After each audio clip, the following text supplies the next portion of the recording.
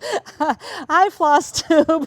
It's Tricia on another Travels with Tricia at Vassar College, and I'm standing here in front of the Francis Lehman Loeb Center, and I've got some visitors with me who are going to show me some amazing samplers. I have with me Joanna Lukacher and Stacy Whittaker. Stacy Whittaker and Alexandra Peters. oh my God, we have a great group of people. We're going to go inside in the backpack, take you with us to go see the samplers of the Vasser Collection.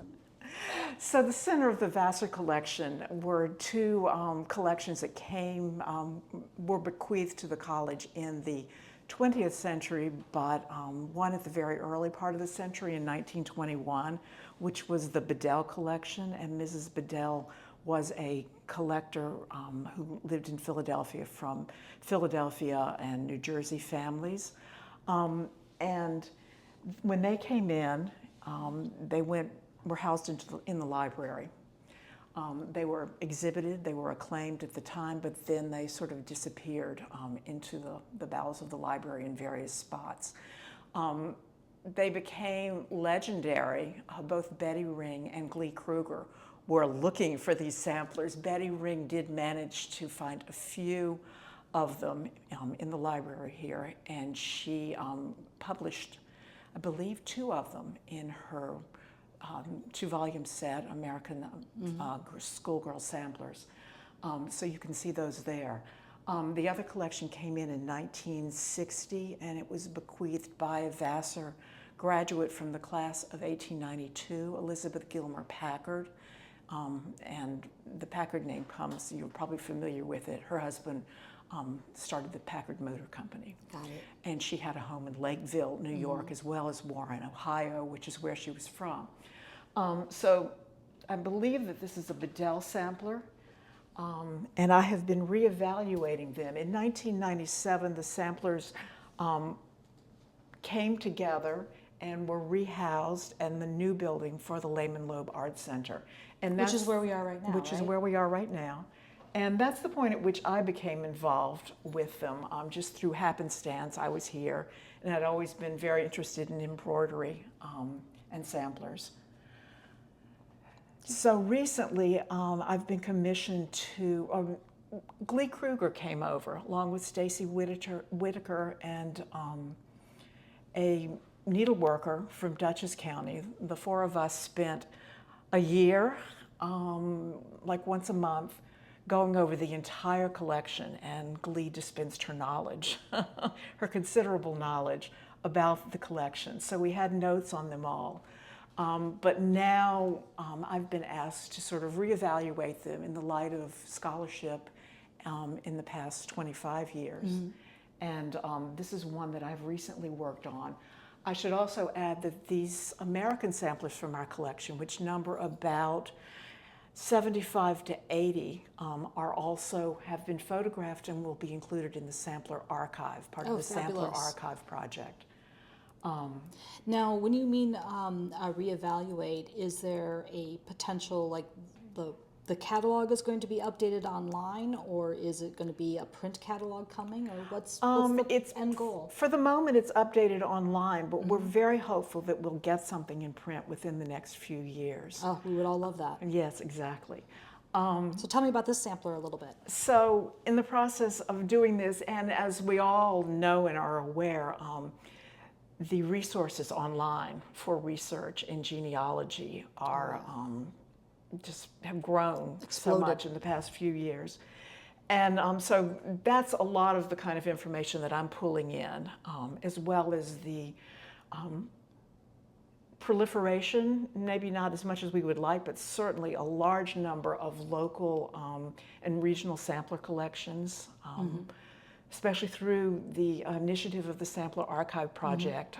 People are finding interest and able to publish and exhibit local and regional samplers, far more so than in a great many years. Yes. So this is an American sampler. This was done by Mary Moody. It's a family record sampler. It's from Haverhill, Massachusetts. Yep. And in Essex County. I think the family moved back and forth between Haverhill and Newbury.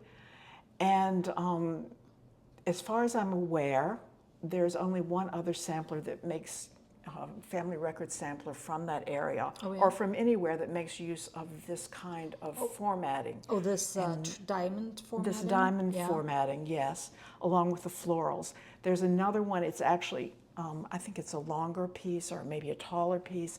From what I understand, it's in the Metropolitan Museum. And other than that, I have not found anything similar to it, although, of course, family record samplers were very popular in New England.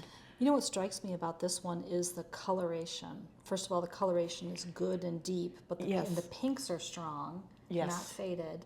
Have you seen the back of this piece, and is it I similar? have not. Yeah? When I saw this piece, the last time I saw it in person, do we have a photograph of the back of this, Karen? I'm trying to remember. I think it was framed. And I believe that this was borrowed. Was this in the exhibition? I believe this may have been in the exhibition in Baltimore and going to Ontario. And What that's nobody can probably see why it on has the, museum. on the frame at the moment is that the room is full of sampler experts, and Karen is the lovely registrar here at the museum. So there is an audience, and Yes. I'm not whipping my iPad around to show everybody who's not ready for it, but we're all having a lot of fun. We're having a marvelous time. We have just Yeah. had a lovely 2 days here. There were a number of samplers. Joanna, remember we took a number of them that were in poor condition frame-wise, and they were scary, so we had them And they- taken out by the conservator. Yes, and put into these In mats. these mats, Yes. This piece has some nice stitches to it. It has the Yes. yeah, it has this wonderful work down here. That Yes, the crinkled silk. the crinkled silk, which Stacy's here, and Stacy, you have another way you like to call this unwrap. I would like to call it untwisted. Untwisted. So you are live seeing the debate on there is absolutely no debate on what it is. It's just what name should we use? Do we call it crinkle? Do we call it untwisted? Do we call it unraveled? So we don't know what they called it at all. Okay. But it is silk that has been the plies have been untwisted, and that is what gives it that S shape to the silk. And it could be put one ply or multiple plies in the same needle and embroidered with, but it just gives this amazing shine. And it so far, and correct me if I'm wrong, all the experts in the room here, has anybody seen it on anything other than an American sampler? I have not. Because I haven't either. And so we've got Is it not Uniform. on Scottish samplers? The foreground of the lawns of Scottish samplers? I won't say it isn't, I just don't recall ever seeing it. yeah. Okay. We're going to have to do a check then on Scottish Yes, samplers on the okay. ground. Yeah, they do have some turkey work on the graphs on the Yeah. Scottish samplers. No, I feel like I've seen, well, we'll find out. Yeah, we'll find And that's out. the lovely thing about the Vassar Collection. We can go find a Scottish sampler because the ladies who collected these really had a great breadth of interest, and they were well-traveled. And so we have samplers here. We have American samplers, and we have across Western Europe examples. And we also have an amazing sampler from the Andes that we're still learning more and more things about. Stacy, we got Stacy Whittaker to actually speak with us about the sampler. This is a sampler that just recently came into the Vassar collection from a group that came from the collection of Linda Wallace in Tennessee. And it's very unusual because it is a sampler from the Philippines, which none of us have ever seen before. It was made by Maria Borgia. It is probably mid-19th century. It has various text in several languages on it, including Spanish, Tagalog, Cebuano, which are Philippine languages. This element here, Linda had done the research on, and it is a typical Philippine house from the period. And she has has a picture here of what these houses wow. look like on the stilts, with even the flowers and so on along the porch area. It has a ship which has a name on it. So we're just beginning to study this piece. And we're just learning today in our conversations with Tricia about the possibilities of how this was actually stitched, with the alphabets running along the outside, how the piece was turned to stitch. So we're having some exciting conversations about that. But very happy to add this to the collection because it's another part of the world which previously we have not seen a sampler from. Yeah, and I'm going to take some pictures of the text and then actually put them right side up so that the viewers can see it. So maybe somebody is a speaker of said languages. Right. And wouldn't it be amazing if they could tell us, Yes. you know, right in the comments there what it says? Yes, we've tried a little bit with Google Translate with moderate degrees of success. But Yeah, Yeah. thank you so much, Stacy. okay.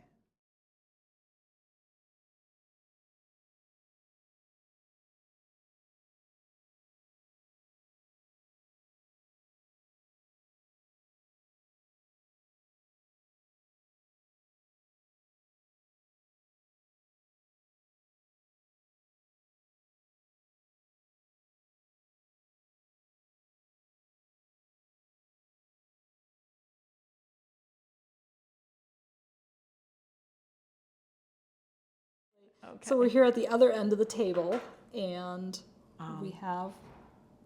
Yeah, I was also going to point out, because I had talked about the fact that the sampler collections here were well known amongst sampler people, but no one could find them very easily in the 20th century. Although the collection by Mrs. Bedell was included in Bolton & Co. in 1921. And in fact, some of her samplers, I believe 2, were actually illustrated in that volume. There are a lot of mysterious "where are they" samplers in that volume. There are indeed. And part of what happened with her collection was, rather than coming in as the Bedell collection, because she gave it in honor of her niece, who was the Vassar grad, her name was Martha Clausen Reed. Oh, very different. So this is known as the Martha is the Reed collection, or the Martha Clausen Reed collection, although it was not hers, it was given in her honor. So that is part of the reason that it became so elusive over the course of the 20th century. And this is one of Mrs. Bedell's samplers that came in, and we had previously, Kruger had previously identified it as Dresden work, so we thought it was possibly German. But Tricia has a lot more information on that she's going to tell us about. Some information. I mean, obviously, we can see in the middle here, we can see a double-headed eagle, and I'm going to focus in on it so people can see that, which does say that Glee knew her stuff. And like we all know, Glee knew her stuff, and that it has the German eagle on it. What I've been doing some work with some German museums of late, and there were a large number of women, many of whom seem to have been embroidery teachers, who were publishing patterns in the 1650s onwards into the 1730s, 40s. And the women seemed to be somewhat related in that they were doing related work. And when I saw this, it reminded me of 2 of the pattern books, and I'll throw some leaves up here in the video to compare with. Unfortunately, we don't have them in our hands right now to compare with, so we're all kind of on little hooks and tenders to try to get to the internet at some point and take a look at these. One of which was just recently scanned for me at the German National Museum. You see the date here is 1713. This is a time frame where work of this type was being done in white work and in colored work. And there were 2 women, one who is Margareta Helm in Nuremberg, who did some pattern books, and she has patterns that look like this, are evocative of this in her book. Pattern book. And then there's another woman who is the daughter of Pachelbel, as in the composer. Annabelle Pachelbel Bach. If I remember correctly, I'll have to correct myself and put it on the screen if I have that wrong. And both of them did patterns like this, as well as riffs off of Miriam Sebelia's works.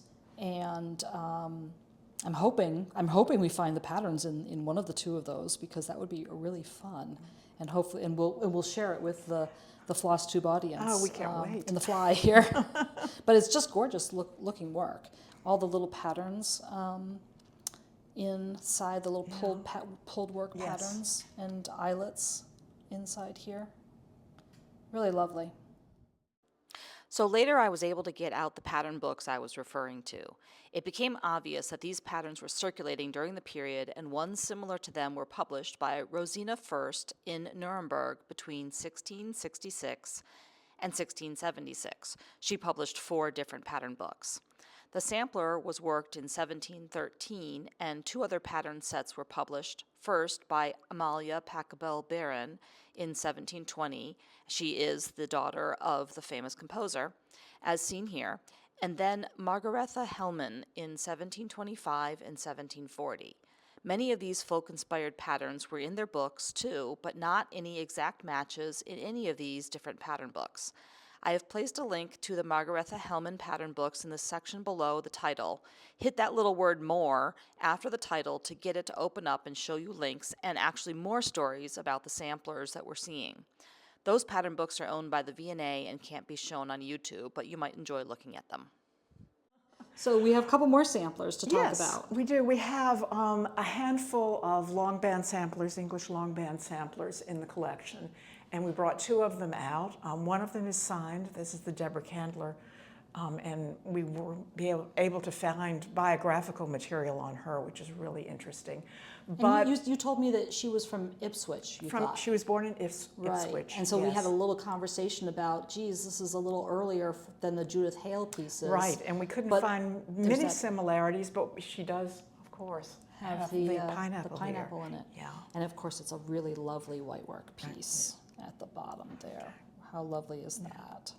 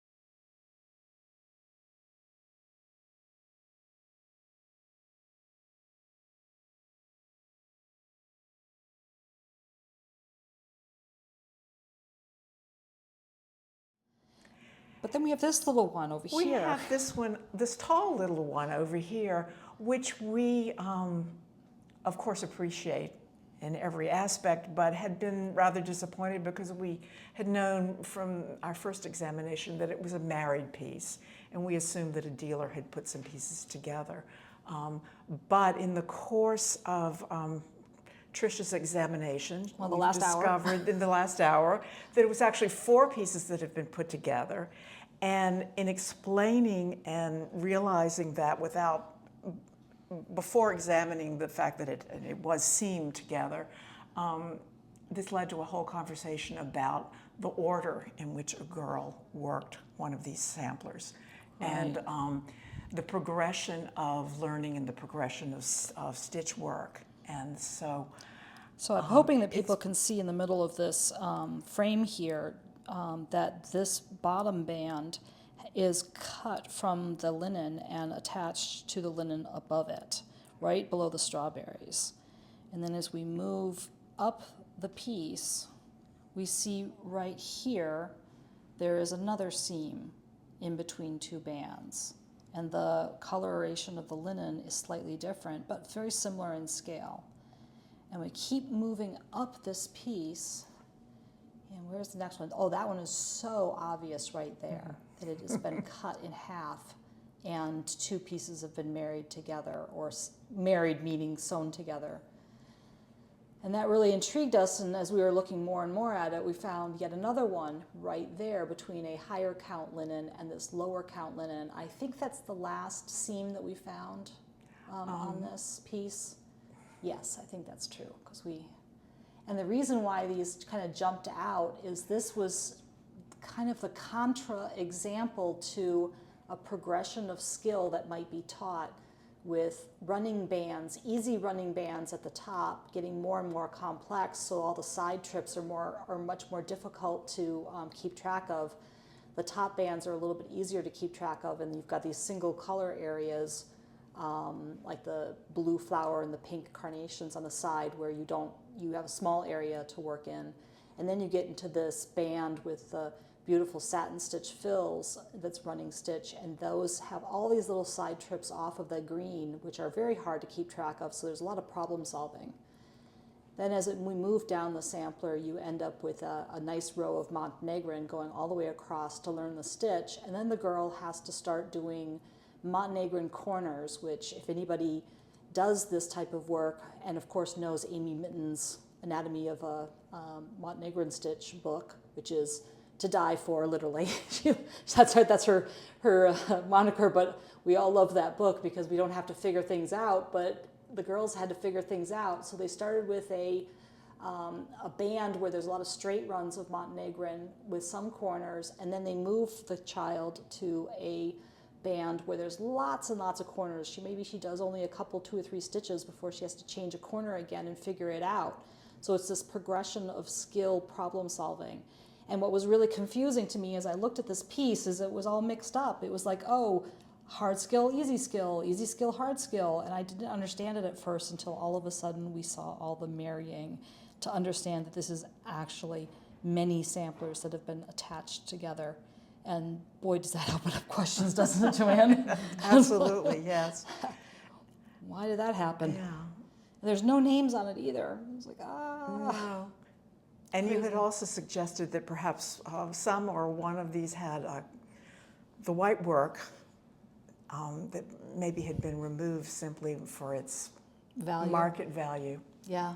Well, and sold separately. We do find these samplers that have a cut end to them instead of a hemmed end to them, and then you go, where's the rest of its piece? Yeah.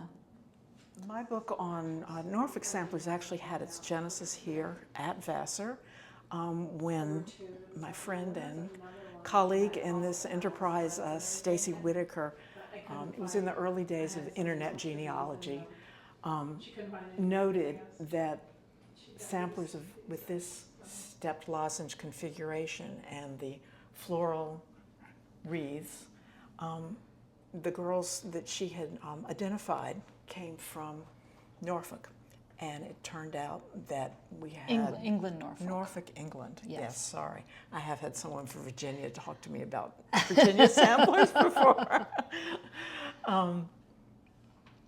And she noticed it because there were several of them here at Vassar and was trying to find out what they had in common. And as it turned out, they came from Norfolk, England.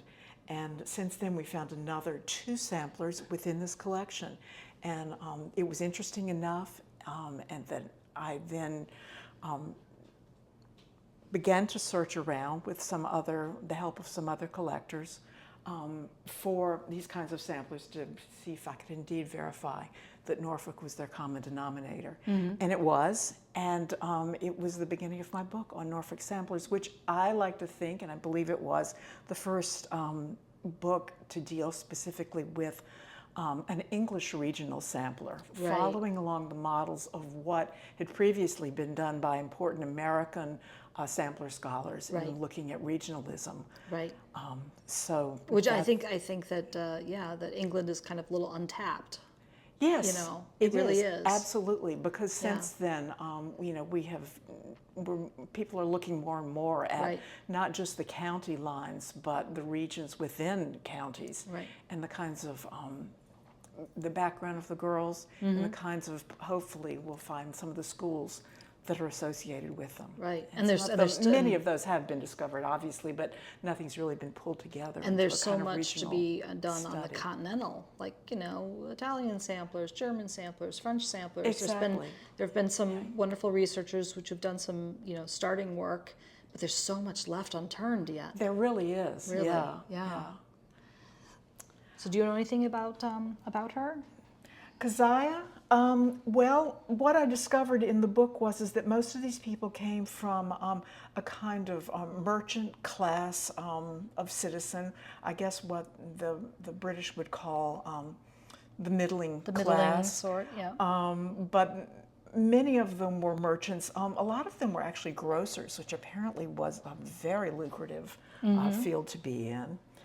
And if I'm not mistaken, and this is going back, trying to remember at the moment, I believe that Keziah's father was possibly a mayor of Norwich at one point, which is a pretty frequently, if not annually, revolving position, but usually drew upon that particular class of civic leadership. This has got beautiful color. I just love the purple that's in the ABCs there. Yes, Just so isn't pretty. it lovely? Just all these natural dyes. So lovely. Wow. Really beautiful. And, this was the first, this kind of epitomizes the distinctive Norfolk style that we first identified. Since then, we've gone off into many variations, but with common features carrying on either to change in scale, but you find the connection between generations and between schools that you can definitely identify as Norfolk. Is the little pine tree with the doggy, is that one of the, see down here next to her name? I sometimes see that in, Yes. in the little... We do. Yeah, you do see those frequently. Of course, you do see them in other English samplers too. Right. So I think more commonly we would think about the deer, the Oh, the deer, confronting yes, the deer, Yes, confronting deer, although yes. again you do see that, but there's just something peculiarly Norfolk about them. When you see them, you know it. And they're all quite different, and in some cases they look rather ungainly, not that graceful deer that you often see. It may be because of the prevalence of red deer in certain part of Right. which almost have an elk-like appearance to them, or it may have just been the girls' fancy and whim. Right. They were very creative in their interpretations. Now, let's see, there we have this other absolutely stunning piece next to it. Is that not amazing? Oh my God. As I mentioned, Glee Kruger was the first person to go over these with us once they came back together at the Lehman Loeb Art Center at Vassar, under one roof and in very secure storage. And this was one of her favorites. And she identified 3 or 4 others that are similar, but I'm doing genealogical research, and I haven't done it recently. As you know, this is always being added to every day. I really couldn't find much in common between the girls that have been identified so far that did this sort of egg-shaped panel in the center and a similar kind of scene around the bottom. English, American, which is it? Oh, these are English. These are English, yes. okay. So my speculation at this point is that these were girls of a certain economic wealth, some class that probably were all sent to school in one place, and that's the only thing they had in common, because the other girls I've identified all seem to come from different places. Right. We may find that there are more people online, and I haven't had a chance to actually go into or find out much about the background of their families. They may have also had professional ties that meant they sent their daughters to the similar or So same this school. is 1734, and she was aged 11 years old. That's right. Isn't that fabulous? It's amazing. I just love the fully stitched background in the, I don't know, sections of color. It's really, really interesting. It's also very interesting from a conservation point of view in that you see it was probably framed smaller at one point, and these are the areas where the light did not degrade the colors. So actually it's kind of yellowed a little bit on the inside. It has yellowed on the inside. Oh my gosh, I didn't really notice that. And now this sampler has been conserved, so that's not dirt, or it's not easily removed those grime or original anything. colors It's from the light entirely. Wow, amazing. The others are much more common verses. The others of these, like The Lady's Calling, you know, something very demure. Okay. Oh, that's the word of the day. Very demure. Very demure. Oh, please, I know. Don't even go there. Right. What- So we have to start recording again because What's the Stacy has pointed out to us that the phrasing in this particular sampler is rather fun. So would you like to read that for us? If I can, and I just love Betty Hickman, who's the girl who worked this, for this reason, because I think that she was either being punished by having to put this verse on there, or she was being very defiant and saying towards her teachers, because the others that I mentioned, the verses are something like The Lady's Calling, something very typical and very demure.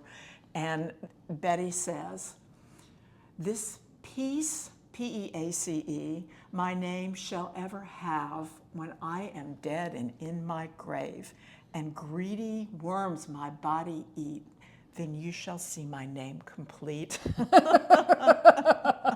And I also love the little, at the bottom, precious work. I can't see it from here. Ooh, cannot be without the patience and. Cannot be without patience and industry. Yes. Aha. Nice. What is there anything else we should know about, I was Stacy? always fascinated by the fact that, as you said, there are several of these, but when you look at this, you can definitely see characteristics that we see turn up in Massachusetts Right. later. Yes. The structure of the embroidery, the two birds, you know, very, very typical. So I've always wondered if there was a teacher in or about London who ended up, you know, Over here. emigrating, or if one of the girls who stitched ended up teaching over here. Or bringing her piece and somebody Right. tried to Yeah. copy Right. copy it. Well, you could see why. I mean, it's just stunning. Spectacular. All right.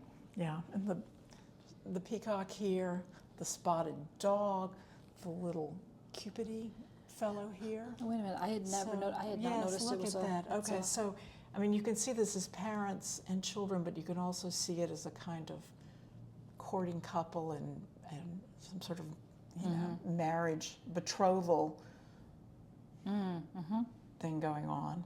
Wonderful. Yeah. Absolutely wonderful. All right, it's my favorite sampler in the collection, and I think not many people would dispute that it's just one of the most magnificent needlework pieces I've seen. And this is the Maria de la Luz Latona sampler. The date that's stitched on it is 1737. We've had some discussion as to whether or not that's accurate, and it may have actually been a century later. I don't care if it was done yesterday. It is just such a magnificent needlework piece. I've done some research, and it seems to have been, and scholars have confirmed this, it's probably from the Andes. That's about all we know about it. The landscape is very specific. We wondered even if it was Cotopaxi, which is now in Ecuador. That's the name of the volcano Go back there. to the volcano. Okay. Oh yeah, look at that. Yeah. The So it could be architecture is very distinctive. Ecuador, Peru, Chile. Is that Yes, right? I Any think others? so. Yes, but I Yeah. think probably Ecuador. That's my feeling. I've done a lot of Wikipedia and Googling and encyclopedia reading about the regions, and looked as many landscape features as I can. Also, the architecture is extremely distinctive, and Old of church different there. styles, of different materials, and something that would indicate a landscape that's been inhabited by a long period of time by perhaps a succession of cultural influences. What's interesting is these patterns in the diagonals, the diamonds on the side, and there are so many different ones. They're fascinating. They really is. It's just, you know, you could look at this really for a long time. And then, of course, you have these small Yeah, the small little diagonals ones. and medallions in there. This is definitely one of those kind of ones that if anybody has seen anything like this before, they should write comments in, and I will get it to Joanna. That would be wonderful, absolutely wonderful. We would love as much information as possible. This was recently shown at the traveling exhibition, Making Her Mark, Oh, yeah. that was at Baltimore and then went on to Ontario, I believe, Ontario, just this past year. And I was really hopeful that someone would come forward and give us some more information about this. So far, I haven't found anything like it or any scholarship in this area. Right. For this period and for this part of the Western Hemisphere, studies of textiles seem to concentrate on either indigenous pieces and a lot of weaving, or on ecclesiastical garments that would be more in the Spanish tradition. And this seems to be, to my research, a combination of both. I think you're seeing indigenous patterns as well as Spanish patterns. It's done in the way that we think of Spanish samplers as being done, in that it's in, it has various orientations. You can look at it from each direction. And these little insets here each face, you know, a different way, which gives you that. The way we're looking at it right now, the inscription is actually upside down for us. And it's Maria de la Luz Latona is the name of the stitcher. And she also indicates that it was stitched under the direction of her teacher, but does not indicate the name of her teacher. Wow, that's fascinating. Now, Joanna, it's been absolutely wonderful to have you and have Stacy, and thank you so much, Karen. And the other person in the room is Alexandra Peters, who's enjoying the, loving the pieces. But thank you so much, everybody, for joining me for this Flosstube and showing us these pieces from Vassar Museum. And Thank you. It has been extremely enlightening for us as well. Yes. All the time we spent looking at the 17th century English pieces, which... Add a little bit more to the database. Karen was taking notes, I have to... Thank you. Wasn't that fun? Thank you to my partners in this wonderful day, Joanne, Stacy, and Alexandra. There was lots of collaborative research that was happening that day. But we thought you'd like to see some of the other pieces that flew by while I was filming, so stay a little to see a few more samplers. A big thank you to the staff at the Francis Lehman Loeb Art Center at Vassar College for letting me film this episode for you, and for all the time that they took to select the samplers and bring them out of storage. You might have noticed that the samplers on the wall changed. Yes, they did. We took a break and a completely new set of pieces went up. We're so grateful. And if you like riding in my backpack when I make these research trips, please subscribe.